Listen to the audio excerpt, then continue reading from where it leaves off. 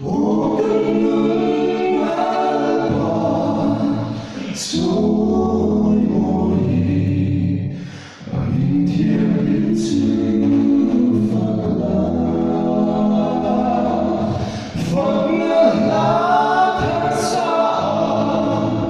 在风里，因明天敏感放干。你怕耳朵都变黑做你，那么风把混沌明媚，在过去，天波引领我行，那么风在独立你归来。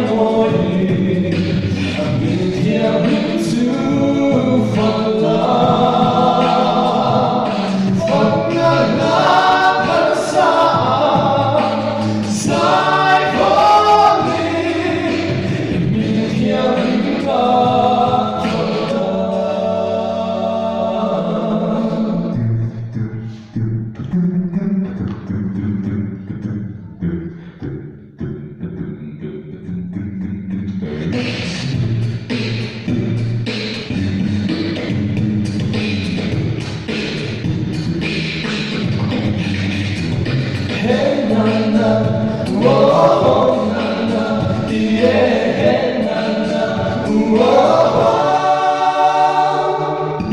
oh lupa, hindi ka pangkan, hindi ka solo hindi ka pagsela. Oh lupa, hindi ka pangkan, lamig ka sa amin. Hey na oh. Hey na na oh na na, hey na oh oh.